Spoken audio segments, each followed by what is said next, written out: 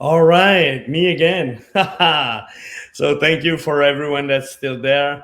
Without further ado, let me introduce you to our next speaker, Olivier Lazar, which accepted really last minute to create this awesome presentation for you guys.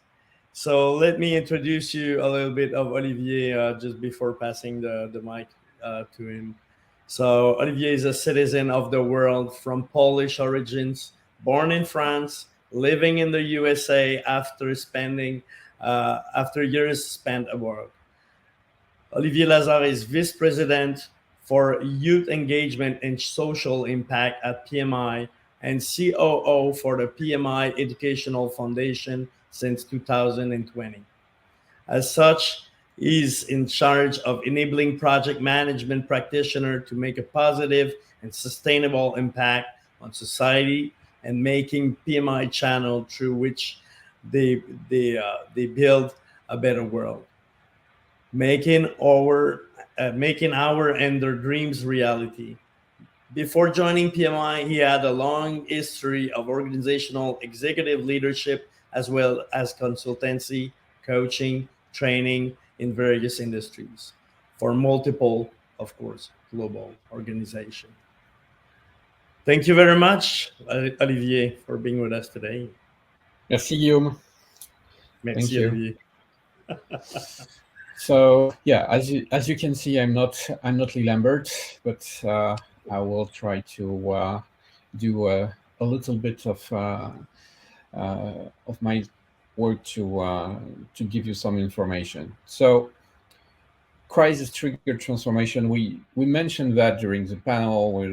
It was mentioned during many of the other presentations. Uh, Whatever change happens, whatever crisis is triggered, we move from one state to another. The status quo is something that does not exist. You can't stay in the same stage. Uh, Someone I knew, Troy Hazard, said once, change or die. There is no uh, space that does not evolve. Actually, staying still is an illusion. If you think you're staying still, in fact, you're going back. So each time we trigger a change, each time we enter into transformation mode, we move from one state to another, from A to B. Sometimes this journey is decided, sometimes it's not. And actually, we'll see that when it's not, it's often more interesting and rewarding at the end than when you decide upon it. So, thank you very much for the ones who are still here. It's been a very long conference. I know it's difficult to stay engaged into this kind of long event. So congratulations, you have started your own first journey of transformation, learning new things, getting engaged, getting involved, even through your donations to Care International. So, context of crisis-driven transformation.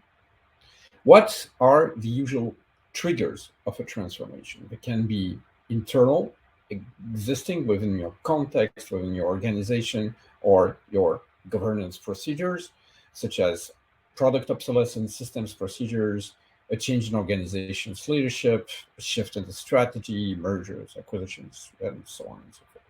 Or sometimes that transformation triggers can be external within your environment, something that happens on which you don't have control, but has control over you. Regulations, competition, evolution of your business environment, technology, uberization, geopolitics. And finally, finally, a global crisis is also something which triggers transformations. A sudden global event or conjunction of different events impacting the entire economic and strategic ecosystem. So it's not anticipated. You can eventually say, yeah, it's it's going to happen one day or the other, but when and how and how much? So you can't build any contingency plans, and it's something that will definitely create long-lasting impacts, such as the COVID. Uh, the COVID crisis definitely changed the way we're interacting one with each other. It definitely changed the way we operate within our businesses, within our environment. It's also something that happens as a blocker, a business blocker. When a country faces an event like this earthquake, this entire economy, it's teared down. So basically, you can't do anything before having transformed and moved from a status A, which is having been impacted by the crisis, into status B, which will be having gone through the relief. And you're not, you will not be the same at the end of this journey. Your habits, your ways of doing things will change forever. And of course, this crisis happening cuts you from resources. It cuts you from logistics. It cuts you from food. It cuts you from money. It cuts you from communication. It cuts you from everything. And it happens so suddenly that you don't have time to plan anything. So it's an immediate threat to business continuity, but business continuity as a whole, to overall continuity. And this is where we need to put in place a change or transformation, which will allow you to adapt to the evolution of your environment. A change is the adaptive response to an evolution of your environment. So there are different types of change. There are different ways of looking at transformation. We will look at different factors to define how we will respond to the change happening. Depending on the breadth and the depth of the transformation or the crisis you're looking at. So the breadth of the transformation represents how much of your activities, how much of your life is in fact impacted. The depth, to which extent this breadth is impacted, how deep is in fact the change you're facing. But it's also impacted by other aspects, the aspects of complexity. Daniel Gagnon mentioned before the Stacy model. It's very similar approach to that. We will determine complexity by being the combination of two factors: uncertainty, which will be a lack of information on time, cost, risk, resources. So uncertainty will be mainly a quantitative approximation. And second factor, ambiguity. Ambiguity will be a lack of qualitative information about scope, about requirement. So basically, uncertainty is how much time and how much money is something going to cost. Ambiguity is what are you going to do? And if you mix these two factors, it tells you how complex will be a situation to be faced. And we will take these different factors and we will put them on an assessment model, taking, of course, ambiguity and uncertainty to assess complexity, but also looking at the depth and at the breadth of the transformation to come. The depth will be what kind of outcome are we looking for? Technical, organizational, or deeper than that, cultural? How far do we have to go into a transformation? Just changing some organizational aspects, adjusting some ways of doing things in our strategy, or going beyond that and changing our context? On this scale, we will be able to look at different types of changes or transformations. A simple realignment changing few things, a modification, changing more things, a transition from state A to state B. Think about the versioning of the PMBOK guide, or a deeper change in technology, change in ways of doing things, change in support, change in regulations, change in the structure of an organization. And finally, a global transformation, rethinking the culture and the context of things. What example can I give you? Nokia. You certainly remember about Nokia. Nokia, before doing telecom equipments and phones, was doing rubber stuff, shoes, tires, things like that. What kind of transformation is that? The Vivendi group in Europe, before being a media group, they were actually treating water. So that's a kind of transformation which we'll be facing. Depending on these different levels of transformation, you will either trigger some just small-scale specific activities for realignments, trigger continuous improvement operations for modifications and sometimes transitions. In between transitions and change, you will trigger enhancement projects. For transformation, you will trigger programs which will address a higher level of complexity. And even sometimes for higher levels of transformation, drastic transformation, or as Michel Thierry calls that, radical, you can use what I call here a program of programs, which is the highest level of complexity you can have. So based on what kind of change we're facing, we will trigger and we will set up a different type of response. But that's nice in a kind of so much controlled, still VUCA, but still controlled environment. But sometimes a higher level of transformation comes. The crisis situation, COVID, earthquakes, any type of disaster, which is beyond even the scope of complexity. The crisis is defined as being an immediate and complete challenge in jeopardy of the current delivery model, strategic orientation, and sustainability of your organization and your environment. So what do we do then? You can't apply any of the other elements, projects, programs, that doesn't fly. Here, you need to adopt a new approach to that. So in times of crisis, your transformation will start to be reactive instead of predictive. The actions and initiatives you will undertake will be aimed at prioritizing and responding to immediate challenges. People are starving.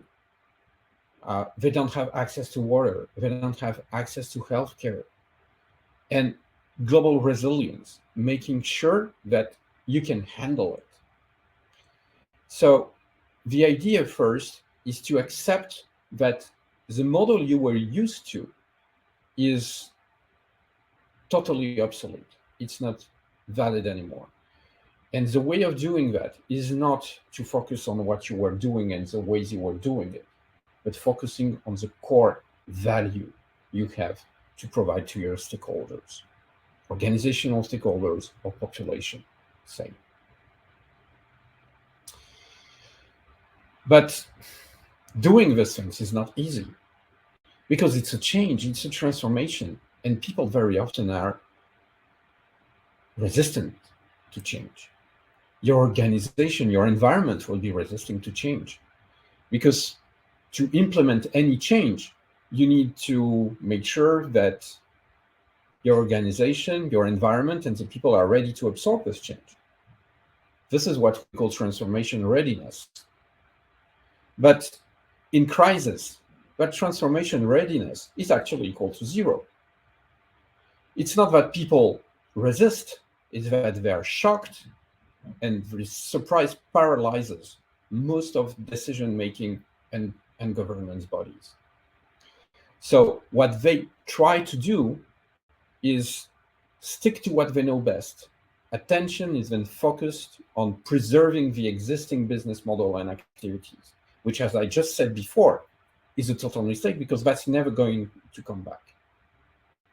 So you have to take your stakeholders through by hand, accompany them through the shock, look at short-term, quick wins, very small steps, one by one, to move in the right direction, but keeping a vision over a long-term resilience.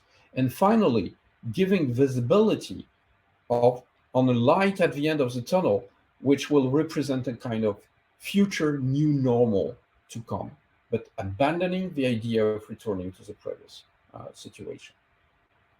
And helping people in making the grievance over the previous situation, the previous status quo, as short as possible. I will not lie, it's not going to be easy. And in fact, what we're doing, forget about managing strategies, forget about projects, programs, portfolios, and this kind of situation. Focus on value. We manage the creation of value for our stakeholders. And it's this type of value, if you stick to it, that will be a factor of sustainability, resilience, and finally, development. If you aim your effort at both creating additional value and ways to create it, that will allow you to sustain that value. Focus on the value. The ways to achieve this value will come, but it's the value that drives. So how do we respond to that crisis? You need to set up a crisis reactive transformation. So first, we will prioritize a set of short-term, short-scope actions undertaken to respond to the immediate challenges of the crisis which has happened. Don't try to launch long programs with strategic visions of 30 years. No, short-term, short-scoped set of actions. The idea is very simple. When you will accomplish these things, it will give people a faster, shorter impression of moving forward, and the grievance will be easier to manage. Tangible outcomes. Set up a temporary stability with a core set of critical activities. So go to the essential. And in a earthquake situation, what are the essentials? Food, shelter, healthcare, energy, and communication. That's the essential. All of the rest can come later. You need to really apply agile frameworks. You can't plan too far ahead. You have to be very reactive because anything can happen again, and work into a mode of progressive elaboration. This is how actually a transformation program or program of programs also work. The decision-making body has to be as light as possible. So work with ad hoc frameworks, make sure that this framework of decision-making and the governance of the decision-making is as flexible as the rest of your activities. The scope and parameters are undefined, so don't try to define them. Don't waste your energy on things you can't control. Concentrate your energy on what you can actually master. Have very short-term roadmaps, days, weeks, not longer than that. As you move forward, your horizon will expand, but immediately, if you can envision them and talk in days, remember how organizations were reacting during COVID. We're literally talking about what we're going to do and how we're going to do it tomorrow. And one of the issues here is that you will have a wide range of stakeholders. Don't try to exhaustively identify them right away. you won't be able to do it. Deal with the closest one to you, and then progressively enlarge the circle. And it's also it's a situation which has a maximal exposure to risk. Organizational risk, environmental risk, strategic, societal, political. It's a time of instability. Accept it and try to anticipate as much as you can, or as little actually as you can. And of course, unpredictable uncertainties. You don't know what might happen next. You don't know what will be the next thing to come here. Resistance to change is low, but it takes the form of the state of shock that, in fact, introduces a high level of inertia, meaning that, paradoxically, things will take more time to be done. So you have to push a bit and challenge your stakeholders through a state of shock. And it requires very often a high level of authority. So in an organization, that will be the executive level of authority. So what we will be doing in planning and prioritizing the set of short-term, short-scope actions, we'll try to avoid a panic mode, but still, at the same time, developing a sense of urgency. Everything becomes urgent and important. Prioritize the efforts and listen to fears and concerns. Give clear visibility over what you are doing and the immediate challenges, but give also clear visibility over the value you're looking at. Aim at short-term, quick wins, and long-term resilience strategies. That's super important. And of course, you will be facing emotions and risks. Risks, inertia, and entropy. The problem is that in situation of crisis, your transformation readiness will be close to zero. And that will create inertia, that will create complexities.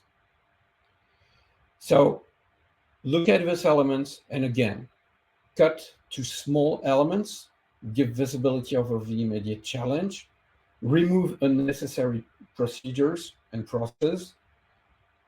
The more you can remove, the best it is, and keep focused on the value to create. And one thing which you will also face is resistance to change. That's actually a picture of my son trying to convince my dog to do something he doesn't want to do. And the exposure of resistance to change in a crisis reactive transformation is maximal. Often that resistance to change is low, but the shock is very high. So that's a different kind of resistance to change. Because how people react to crisis is, in fact, first this state of shock, then a denial, then resistance, finally acceptance, and it's only a fifth stage of action which we see. So the idea is to drag people as fast as possible through the four first stages before reaching the fifth one. The only one where something happens is actually action, because acceptance, people are still paralyzed. Resistance, they go the other way. Denial, they even refuse. And shock, they don't move. The only stage where they do something is the action. So one way of doing it is using very simple tools. SWOT analysis, strength, weaknesses, opportunities, threat. It's a very simple tool, but very often people don't know how to use it. In fact, the idea behind a SWOT analysis is to make sure that the few strengths we have, people being one of the core strengths we have, we are able to match our strength with our opportunities, using our strength to exploit our opportunities. And also that we can transform our weaknesses into strengths, you see, and transform our threats into opportunities, but certainly the other way around. Let's also be careful of not allowing our weaknesses to become threats, because then we have a problem. All of that to construct that long-term value vision. which consists in developing sustainability, long-term and something that will remain, using appropriately the resources we have, and resilience, necessary capabilities to be able to absorb that level of things which you can't predict, the incidentals and the environmental pressure, while maintaining your activities. So sustainability is what will allow you to continue. Resilience is what will allow you to absorb future shock based on the lessons learned you will gain from that. And this is a transformational process in itself. If the rate of change on the outside exceeds the rate of change on the inside, the end is near. Change, transformation, as a characteristic that it's all the time. And you have to be ready to adapt to the continuous change of your environment. So, as a conclusion here, one thing which I would say in all of that, you are the change. I mean, you're not there to just occupy a desk. You're not there to just do a certain job. You're here to deliver value. You're here to improve your organization, your environment, yourself. You're here to innovate, think out of the box. And to think out of the box, just realize there is no box. In fact, especially in crisis, there is no such thing as a stupid idea. You're here to share your knowledge, and you're here to drive change. And you can do it. As Diana and Peter were saying, change the world, make the world a better place. So of course you can't change the world, but you can change what you do and the way you do it. And that will change what and how someone else is doing, which will change someone else, someone else, someone else, someone else. And at the end of the cycle, the world will change. Each and every single of us meets about 25,000 people within a lifetime. Don't think too big. Influence positively 2%. That's 400 people. If each and every single of us, 400 people, can have a positive influence on another 400 people, and another 400 people, and another 400 people, it's 400 million people within one generation. And within 2 generations, it's the entire population of the world. As small as it can be, every single positive impact is important. And you might think that your impact will be too small, that you can be alone. There is a quote from Edward Everett Hale, which I love. I am only one, but still I am one. I cannot do everything, but I can do something. And because I can't do everything, I will not refuse to do what I can. And you know what? Just do it. And really do it. As the greatest trainer, the greatest inspirator said, do or do not. There is no try. Questions, comments, anxieties, insults? Wow. Wow. And do that. I did it already during the panel, so but yeah, just that's my phone. You just click on the QR code. It's easy. Wow. Thank you again, Olivier, for saving the day. Taking over for Lee Lambert, which was not unable to attend today for personal reasons. Thank you so much for assembling these. I've seen all the behind the scene. You go assembling everything. Wow, bravo! Such a inspiring leader you are. Thank you. All right. What is really inspiring again is how all of this team has put all of that together. It's humbling. It is. It is. And as you said, at some point we are 1, then we are 2, then we are 10, and then you bring some people in, and then wow, we are 100. We are multiple people making and creating that real impact in the lives of others. Nous partîmes 500 et nous nous vîmes 3000 en arrivant au port. I love it. I love it. J'adore ça. All right. I see a question from Elizabeth, if we have time. Yes. Yeah. How to control the crisis response. I have a slide for that. Where is it?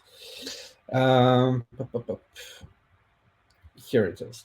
So depending on the type of response you trigger, in fact, the short-term activities which you will trigger to respond to the crisis is prioritized set of short-term, short scope activities. The aim is that the smallest is the chunk, the easiest it is to control. Don't be too ambitious, because again, the level of inertia will be very high and your resources will be very limited.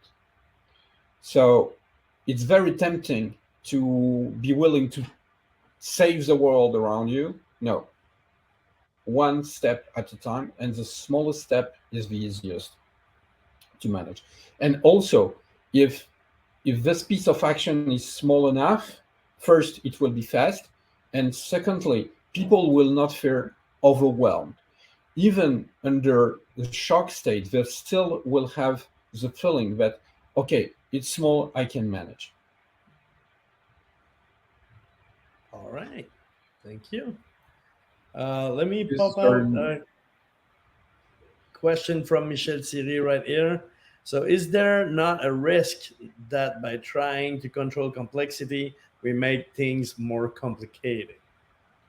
So let's be clear, I don't control complexity. And I could challenge anyone at trying just to do that. What I'm controlling are actually the consequences of complexity. You can't control complexity. You can't control the wind. But you can tailor your sails in order to control the impact of the wind on your sails. That's what we're doing.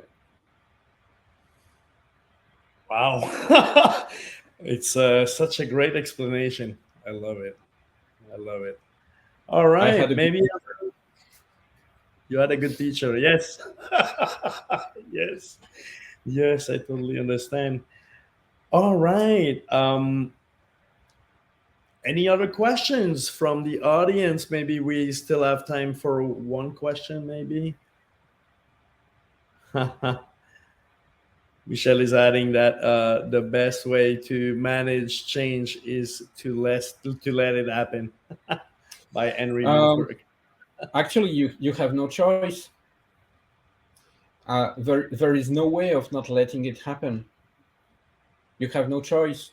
It's happening. End of story. So I mean, you can put your head in the sand. I mean, I remember there was one picture. I think it was in Project Management Journal or International Journal of Project Management to illustrate an article about this kind of things, and it was showing an ostrich with its head into the sand in the middle of a train track, and there was a train coming, and question was, will not looking at the train prevent the ostrich to be crushed by the train? Of course not. Change is happening. Change is every day. So you just have to adapt. And this is what we mean, is that the transformation you put in place is the response to the adaptive response to the change happening around. Yes. We have another question here from Elizabeth Hector. So, do you think the future of project management crisis responses will change with AI or social media or other innovations? We can hope that it will bring tools to be more reactive and predict better social trends. I mean, in terms of social media, we know that Google uses the analysis of the requests in the search engine to actually uh, predict peaks of epidemia. So that's something that can help, and of course they use AI for that. Now let's not. I'm always uncomfortable with artificial intelligence because, in fact, there is no such thing as artificial intelligence. There are systems who can analyze a set of data uh, and extract from that some rules and assumptions. That's it. But the systems don't make any decision. In fact, intelligence would make the assumptions that the system makes decisions, which it doesn't. Humans have enough of challenge to make a decision. Imagine a system. Exactly. Oh, exactly. And Michelle is adding, you remember when we all caught COVID, we all thought that COVID would just last a few weeks or months. Uh, yeah, trying to control the change, trying to predict the change is not a Mm, solution. Yeah. yeah, Yes. And many people were living in denial yeah, about that. yeah. No, and I was one of them. I mean, I was one of them. Uh, I, I mean, I was keeping changing my flights between US and Europe one week to another because I couldn't just believe that the situation will last for 2 years. Um, we always were planning in-person training sessions with a partner in Switzerland because no one could just even conceive that that these sessions would never happen. We had clients just asking for dates. Okay, let's reschedule for next month. Don't worry about it. No, and so finally we had to ask ourselves the question: what's the value? And the value is the knowledge. So we had to find ways to still pass the knowledge in different manners than being in person in front of a classroom. Indeed. Indeed. Once again, thank you very much. That's all the question we had. Very nice hearing your talk today, Olivier. It's really inspiring once again. In Thank you. times of changes, how to deal with it and maybe stop controlling it or trying to Yeah. control. The, on- the only constant in life is change. Exactly. Exactly. Hopefully. Otherwise, it would be boring. Exactly. All right. So thank you very much once again. We'll go to a short break. Maybe for the audience, you could go in networking and everything like that, and we'll come back with David Urias after the break. Thank you very much.